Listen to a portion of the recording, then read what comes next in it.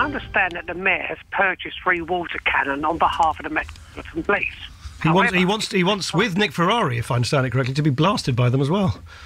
It is reported, however, Theresa May has to give her permission if they can be used. My question is, 1, when does she intend to make this decision? And 2, if the permission is granted, will it be left to the police to decide when to use them, or will the police be required to seek her permission on every occasion?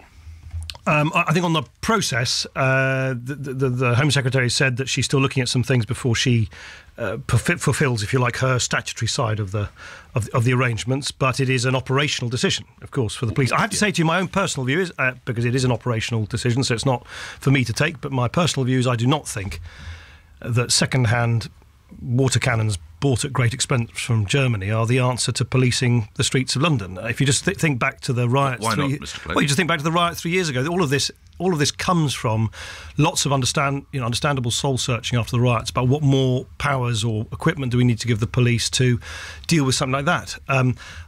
I've been told several times that water cannon have possibly some role if you're dealing with two, like, some big crowds which you want to keep separate. Big football crowds can't get out of control. The idea that in the riots where people are scurrying down small streets, smashing windows and then rushing off, small groups moving around in a very kind of fluid situation, the idea that great big lumbering second-hand German water cannon is going to somehow be wheeled out and sort all that out, I think is fanciful. And I personally think it also it kind of rubs up against the long tradition of policing by consent on London streets. I think it creates a kind of embattled sense of how the police work, which I don't think is in keeping with our long policing traditions here. But look, the police, obviously, they've got to make their own operational decisions. The Home Secretary needs to make her own decision, and if I understand it correctly, we're all going to watch you and Boris Johnson be experimented upon by these new second-hand German water cannon when they arrive. You're so absolutely that's right. At least one silver lining for people like me who don't think they should be here in the first place. Well, I'm sure we could get another sou'wester if you would choose to join us. No. You're the great advocates of it. So I think I'm looking forward. I'm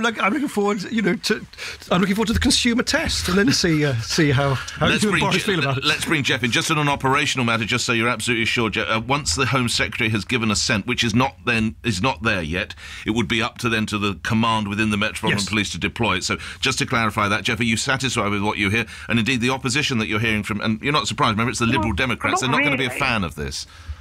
Well, not really, because I'm not just talking about the police. There are 3 emergency services that do constantly come under fire, and I think it's a deterrent. Not use them, but to be there. You're never going to stop your Main Street anarchists who will go out to destroy society. I'm talking about the people who come out, join in. If they suddenly think, oh my God, there's a water cannon, we're not going to throw bricks and stones at the fire brigade or the ambulance service. Yeah. They, I think, will be deterred. It's a deterrent. But Jeff, look, all I'd say is, for a deterrent to be effective, it's got to be usable. And of course, there must be some situations. Otherwise, these things, I guess, aren't deployed in other parts. Of course, there must be some situations. And I say, I can understand a situation where you've got two big crowds, in quite an open area, open space. Say the student demos of a couple of years ago, where they were throwing fire extinguishers at police officers. In London, which is a city with lots of small, narrow, windy streets, is not just great big avenues like Whitehall. Actually, a lot of the rioting took place in shopping centres. It took place in a very sporadic way. By the way, Jeff, in exactly the kind of situations where people who want to spread unrest and anarchy can thrive.